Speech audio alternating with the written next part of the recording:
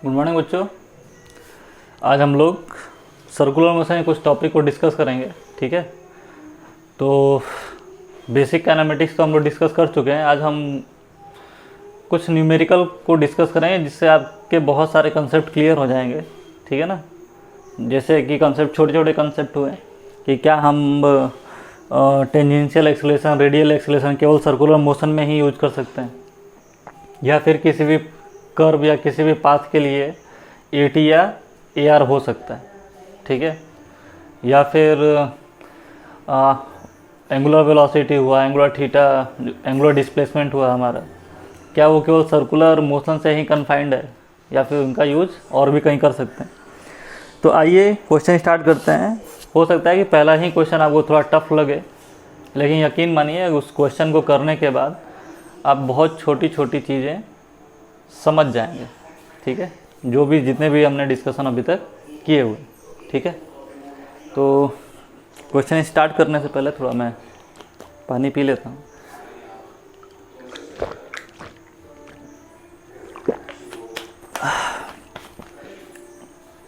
चलिए, ठीक है, तो चौक, ठीक है, तो पहला क्वेश्चन हम लोग लेते हैं। ध्यान से देखिएगा, हो सकता है कि पहले इंस्टेंट में ही आपको लगे कि नहीं थोड़ा सा टफ है ये, या फिर क्वेश्चन आसान लगे, लेकिन क्वेश्चन को अप्रोच कैसे करें ये शायद आप ना समझ पाएँ। तो ध्यान से देखिएगा, जो भी इम्पोर्टेंट बातें हैं इसमें जो हम सीखेंगे वो इस सॉल्यूशन के बाद हम लोग डिस्कस कर लेंगे। तो देखिए, क्वेश्चन हमारा है कि एक बैलून है जो अर्थ के सरफेस से रिलीज किया गया है। ठीक है, बैलून है जो अर्थ के सरफेस से रिलीज किया गया है और इनिशियली उसकी रफ्तार कितनी है, V0 है, वर्टिकल डायरेक्शन। ठीक है, कितनी है, V0 है, वर्टिकल डायरेक्शन। कुछ देर के बाद, ठीक है ना, कुछ दूरी के बाद इसको एक हॉरिजॉन्टल रफ्तार भी मिल जाती है। ठीक है ना, तो मान लेते हैं कि y दूरी के बाद इसको एक हॉरिजॉन्टल भी रफ्तार मिल गई है, जो कि हमें गिवन है Vx = a × y। ठीक है, क्लियर। क्वेश्चन क्या कह रहा है, एक बैलून को अर्थ के सरफेस से रिलीज किया गया है, इनिशियली उसकी रफ्तार y डायरेक्शन में है, that is V0, and after reaching at height y उसको एक क्या मिल गई है, हॉरिजॉन्टल रफ्तार भी मिल गई है, जो कि कितना है, AY के बराबर। हाँ, A यहाँ पर हमारा क्या है, कांस्टेंट है। क्वेश्चन पूछ रहा है कि फाइंड ट्रेजेक्ट्री। ठीक है ना, फाइंड ट्रेजेक्ट्री। ट्रेजेक्ट्री मतलब path followed by this balloon. ठीक है ना, तो तेज बच्चों को तो दिख रहा होगा कि ये पाथ कुछ कैसा है, पैराबोला जैसा है। ठीक है ना, ये दिख रहा है ना, ये कैसा पाथ लग रहा है आपको, पैराबोलिक पाथ है ना ये। खैर, हमें तो मैथमेटिकली प्रूव करना है इसको कि पैराबोलिक पाथ है। तो ट्रेजेक्ट्री का बेसिकली मतलब क्या है कि हमें मालूम होना चाहिए कि पार्टिकल किसी x पर उसका y क्या है। ठीक है ना, यानी हमें x y के बीच में रिलेशन मालूम होना चाहिए। अब ये रिलेशन आप जिस तरह से भी लें। ठीक है, तो चलिए चालू करते हैं। x y के बीच में रिलेशन कैलकुलेट कर रहे हैं, डेटा हमें गिवन है। तो गिवन हमें डेटा क्या है, Vx = AY। एक चीज़ तो ये गिवन है। दूसरी चीज़ क्या गिवन है, velocity in y direction is V0। ठीक है ना, जो कि कांस्टेंट। ठीक है, कोई दिक्कत नहीं है। यहाँ पे x y के बीच में रिलेशन चाहिए। यहाँ से हम क्या ले सकते हैं, dx/dt = AY। कोई दिक्कत की बात नहीं है। ठीक है, अच्छा इसे क्या ले सकते हैं, dy/dt is V0। Rate of change of y coordinate is velocity in y direction, rate of change of x coordinate is velocity in x direction. ठीक है, हमें टाइम एलिमिनेट करना है कि x y आ जाए। तो देखिए, इसको इससे डिवाइड कर लीजिए। ठीक है ना, ध्यान से देखिएगा, ये सेकंड इक्वेशन मान लेते हैं और ये first. Divide second by first, तो हमें क्या मिल जाएगा, dy/dt अपॉन dx/dt। तो dy/dt क्या था, V0 था। dx/dt हमारा क्या है, AY। यानी यहाँ से हमें क्या मिल गया बच्चा, क्या मिल गया, ध्यान से देखिएगा, dy by d x is basically equal to v not by a y. Clear? ठीक है, ए वाई मल्टीप्लाई में। ठीक है, तो y और x के बीच में तो रिलेशन आ रहा है हमारा, अब तो सिंपल है, इंटीग्रेट कर लें। y d y is equal to क्या हो जाएगा, v not by a into d x, integrate both side. तो y डी वाई का इंटीग्रेशन बच्चों y square by two, v not by a constant है हमारा, तो डी एक्स का इंटीग्रेशन x, हमारा y और x के बीच में रिलेशन आ गया, y square by two is equal to v not by a into x. ठीक है ना, दिख रहा है ना, v not by a constant है, टू कॉन्स्टेंट है, यानी वाई स्क्वायर बराबर एक्स ही समझ लीजिए, बाकी का टर्म क्या है हमारे लिए कॉन्स्टेंट है। तो वाई बराबर एक्स कैसा फंक्शन है, पैराबोलिक फंक्शन है। ठीक है ना, क्वाड्रेटिक इक्वेशन है, यानी इसकी ट्रेजेक्टरी कैसी होगी, क्वाड्रेटिक होगी। ठीक है, तो यहाँ तक तो हो सकता है कि कुछ बच्चे हैं जो सोच ले रहे हो तो अच्छी बात है। बेसिक कंसेप्ट इसका क्या था, एक्स वाई में रिलेशन निकालना। एक्स वाई में रिलेशन निकालने के लिए आप जो भी मेथड यूज़ कर रहे हैं, तो हमें जो डेटा गिवन था वी एक्स गिवन था, तो वी एक्स से d x by d t लिख दिए, वी वाई गिवन था तो वी वाई से d y by d t लिख लिए, डिवाइड कर लिए तो d y by d x आ गया, इंटीग्रेट कर लिए, कोई दिक्कत की बात नहीं। ठीक है, अब दूसरा पार्ट देखिए इसका। ठीक है ना, क्वेश्चन यहीं पे ख़त्म नहीं हो रहा है, दूसरा पार्ट क्या कह रहा है। दूसरा पार्ट कह रहा है हमें कि find tangential acceleration, radial acceleration, net acceleration. ठीक ना, यही सब सारे क्वेश्चन है हमारे। तो क्वेश्चन पूछा है तो इससे तो एक बात क्लियर ये हो गई कि टेंजेंशियल एक्सेलरेशन हुआ, रेडियल एक्सेलरेशन हुआ, ये केवल सर्कुलर मोशन तक ही सीमित नहीं है। ठीक है ना, को किसी भी कर्व पाथ के लिए टेंजेंशियल एक्सेलरेशन हो सकता है, रेडियल एक्सेलरेशन हो सकता है। ठीक है, तो इन्हें हम लोग पता करेंगे, उससे पहले नेट एक्सेलरेशन निकाल लेते हैं, क्योंकि नेट एक्सेलरेशन निकालना आसान है, क्योंकि हमें मालूम है कि वी वाई क्या है, वी नॉट है, तो d v y by d t क्या हो जाएगा, एक्सेलरेशन इन वाई डायरेक्शन। अच्छा, ये है कितना, जीरो है, क्योंकि ये हमारा क्या था, कांस्टेंट था, तो कोई दिक्कत की बात नहीं। क्लियर? अच्छा, उसे देख लेते हैं, ध्यान से देखिएगा। वी एक्स क्या है, वी एक्स बराबर कितना गिवन है हमें, a y, d v x by d t करेंगे तो यहाँ पे हमें क्या मिल जाएगा, a d y by d t. ठीक है ना, डिफ्रेंशिएट किया टाइम के रिस्पेक्ट में, तो इधर भी क्या हो जाएगा, टाइम के रिस्पेक्ट में डिफ्रेंशिएट हो जाएगा। तो ये हमें क्या मिल गया, एक्सेलरेशन इन एक्स डायरेक्शन। अच्छा, d y by d t क्या था, velocity in y direction. Y direction में क्या था, वी नॉट। एक्स डायरेक्शन में हमको वेलोसिटी मिल गई, वाई डायरेक्शन में मिल गई, यानी जो नेट एक्सेलरेशन है हमारा, नेट एक्सेलरेशन है बच्चों, वो कितना है, a v not i cap plus zero j cap. Y direction में तो कोई वेलोसिटी है ही नहीं, मतलब नेट एक्सेलरेशन हमारा किधर है, किधर है, एक्स डायरेक्शन में। सवाल पूछा है टेंजेंशियल एक्सेलरेशन क्या है और रेडियल एक्सेलरेशन क्या है, तो क्या ये टेंजेंशियल एक्सेलरेशन है, क्या ये रेडियल एक्सेलरेशन, हाँ नेट एक्सेलरेशन तो है ये तो दिख रहा है, तो क्या ये टेंजेंशियल एक्सेलरेशन है या रेडियल एक्सेलरेशन है। तो अगर आप बिल्कुल ऐसा कुछ सोच रहे हैं तो बिल्कुल आपको ऐसा सोचना नहीं है।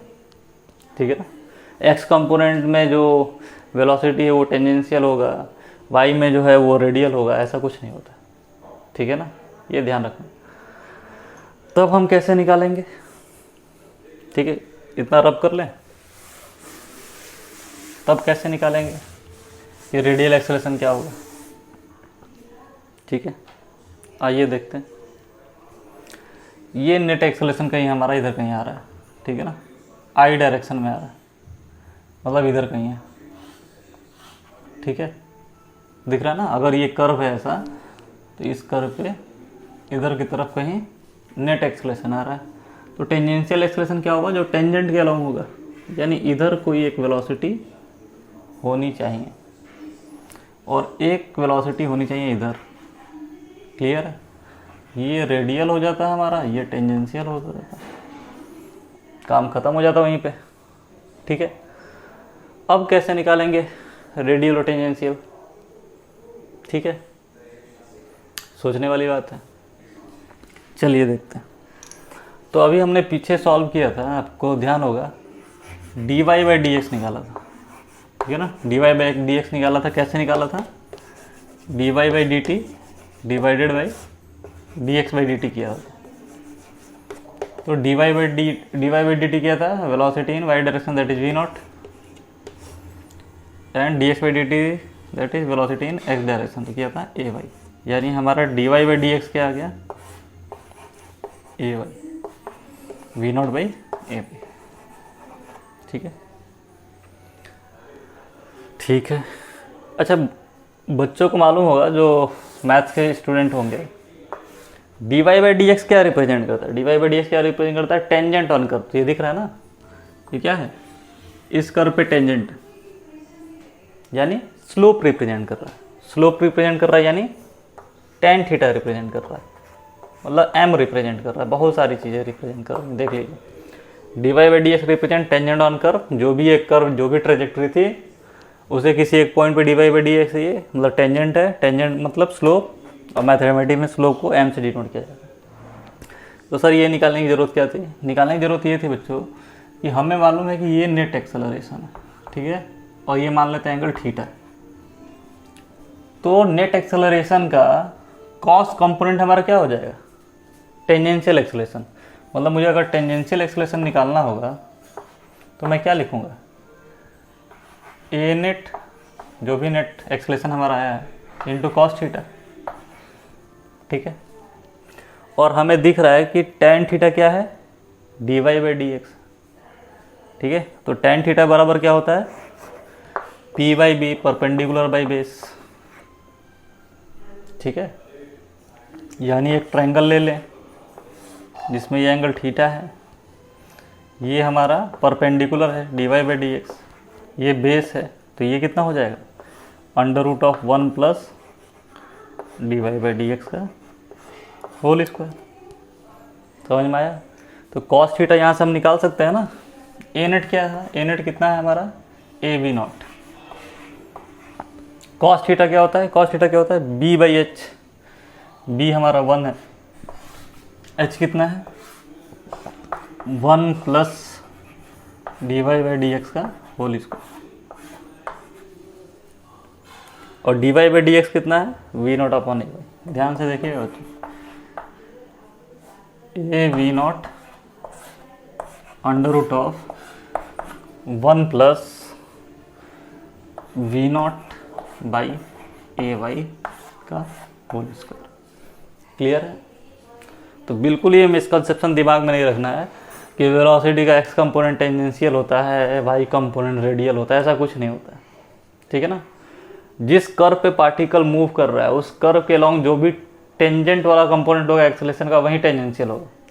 अब सर्कुलर मोशन है तो सर्कुलर मोशन में कोई दिक्कत नहीं है, ये है और ये है, तो अगर आप इसको एक्स वाई एक्सिस ऐसे मान ले रहे हैं, ठीक है, या फिर ऐसे मान ले रहे हैं, तो एक्स वाला ये हो गया, वाई वाला ये हो गया, तो ज़रूरी नहीं है कि सर्कुलर मोशन में एक्सेलरेशन का जो कंपोनेंट टेंजेंशियल आ रहा है वहीं इसमें भी है।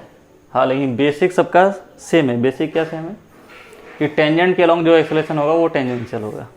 खैर, अब हमें क्या निकालना था, टेंजेंशियल हो गया, नेट एक्सेलरेशन हो गया, रेडियल निकालना है।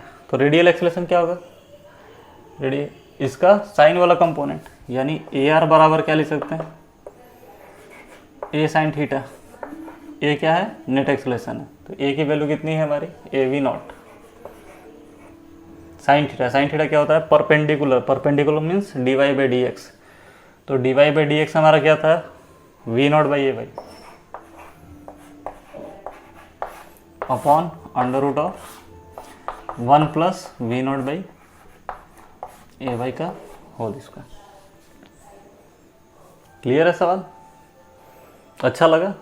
तो इसमें आपने क्या क्या चीज़ें सीखी इस सवाल में आपने ये सीखा है, किसी भी क्वेश्चन में अगर आपसे ट्रेजेक्ट्री के बारे में पूछा जाए तो आपको क्या मालूम होना चाहिए, आपका अप्रोच क्या होना चाहिए कि हमें एक्स और वाई के बीच में रिलेशन निकालना। ठीक है। दूसरी चीज़ आपने ये सीखी है कि जब भी क्वेश्चन में टेंजेंशियल या फिर रेडियल एक्सेलरेशन के बारे में पूछा जाए तो आपको टेंजेंट के अलोंग एक्सेलरेशन और उसके परपेंडिकुलर नॉर्मल के अलोंग एक्सेलरेशन निकालना। ठीक है। ये बिल्कुल भी नहीं है कि नेट एक्सेलरेशन है ये, ठीक है ना। तो नेट एक्सेलरेशन दो एक्सेलरेशन सम है, तो बच्चों के दिमाग में चलता क्या है कि नेट एक्सेलरेशन क्या होता है, tangential acceleration plus radial acceleration. तो क्या ये टेंजेंशियल एक्सेलरेशन था? नहीं था। क्या ये रेडियल एक्सेलरेशन था? नहीं, ऐसा कुछ नहीं।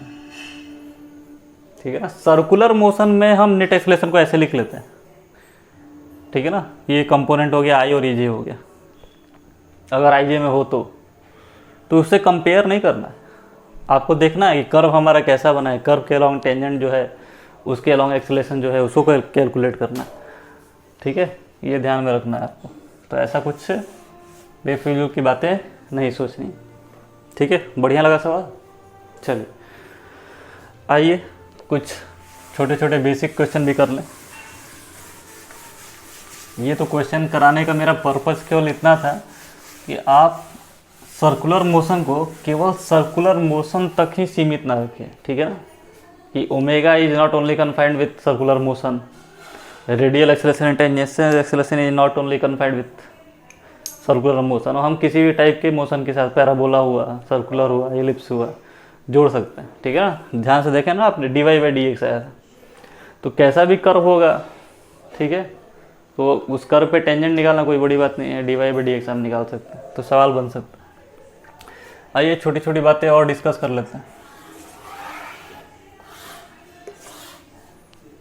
ठीक है, पार्टिकल अगर ऐसे चल रहा है, इसकी वेलोसिटी भी इधर है, ओमेगा ऐसे, तो v vector dot omega vector ये क्या होगा, वी वेक्टर का डायरेक्शन किधर है, इधर की तरफ। ओमेगा वेक्टर का डायरेक्शन किधर है, किधर है, किधर है, किधर है, आउट ऑफ द प्लेन।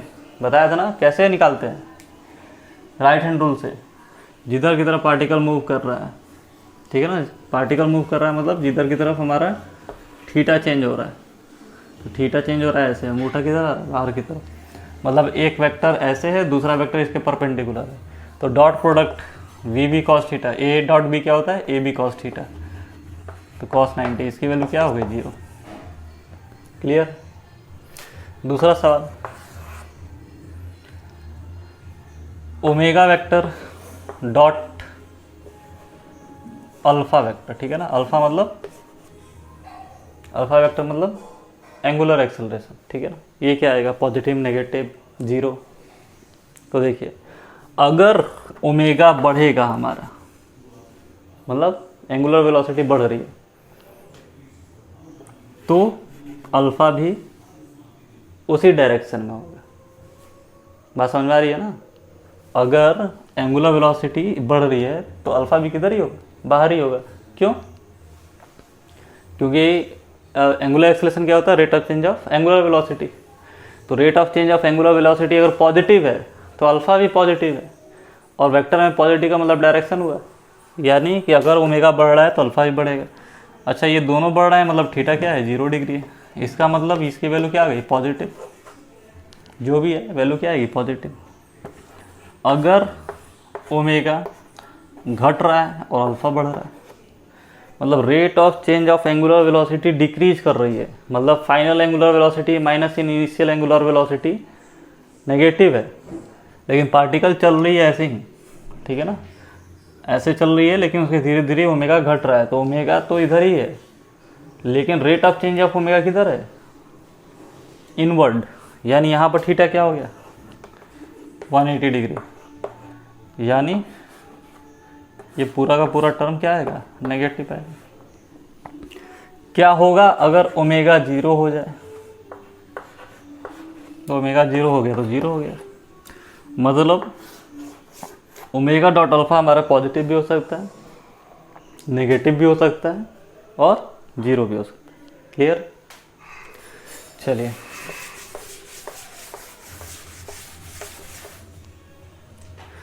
आइए एक और क्वेश्चन देख लेते हैं। क्वेश्चन क्या कह रहा है? क्वेश्चन कह रहा है कि एक पार्टिकल है जो सर्कुलर मोशन कर रहा है, ठीक है।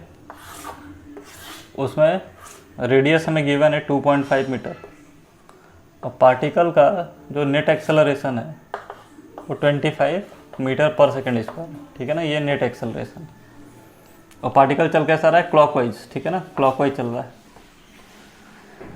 तो हमसे पूछा क्या गया है कि टेंजेंशियल एक्सेलरेशन बताइए, रेडियल एक्सेलरेशन बताइए, अल्फ़ा बताइए, ठीक है। तो देखिए ये क्वेश्चन में गिवन होगा ये एंगल, बिना एंगल के तो होगा नहीं, 30 डिग्री। तो नेट एक्सेलरेशन का दो कंपोनेंट कौन कौन सा? एक तो होगा टेंजेंट के लॉन्ग, दूसरा क्या होगा? रेडियस के लॉन्ग, ठीक है। तो रेडियस के लॉन्ग वाला यहाँ पर कंपोनेंट कौन सा है बताइए? ए cos 30 degree, that is 25 cos 30 की वैल्यू √3/2, ठीक है। मतलब कितना हो गया ये? जो भी है 12.5 √3। टेंजेंशियल एक्सेलरेशन क्या हो गया? इस एक्सेलरेशन का ये वाला कंपोनेंट, ये हमारा 80 है और ये क्या है? ये आ रहा है, यानी 25 sin 30 डिग्री, sin 30 की वैल्यू 1/2 दैट इज 12.5। कोई दिक्कत नहीं। अल्फ़ा पूछा है, अल्फ़ा क्या होता है? 80/r। 80 कितना है? 80 कितना है? 25/2। r कितना है? 2.5 यानी 10/2 दैट इज 5 रेडियन पर सेकेंड स्क्वायर। क्लियर है? सिंपल सिंपल सा भी क्वेश्चन मैं करा रहा हूँ कि जिससे आपको A80 AR का कंसेप्ट क्लियर हो जाए। चलिए अब बताइए बच्चों, आप क्या किया जाए?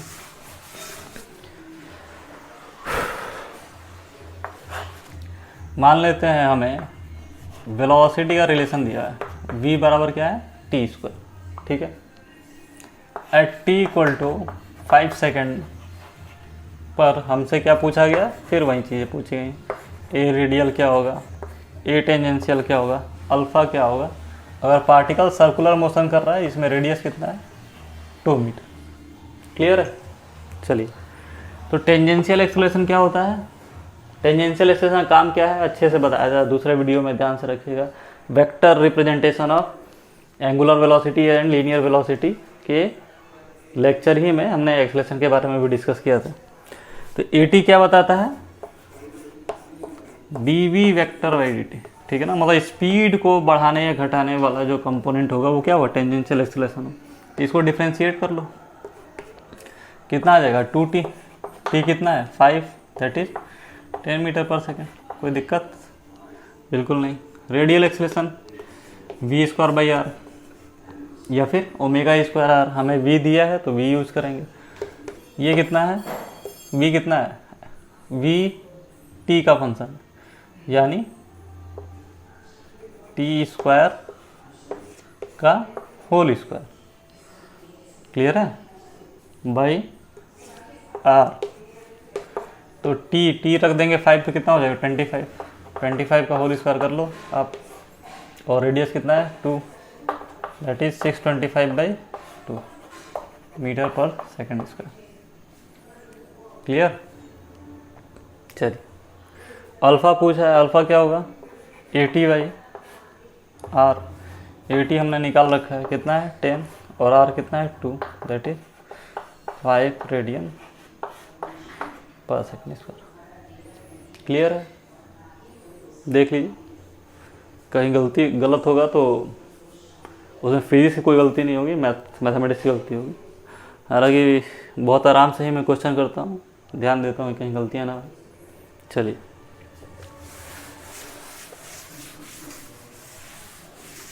तो अब हम लोग काइनेमेटिक्स के बहुत सारे टॉपिक को डिस्कस कर चुके हैं, ठीक है ना।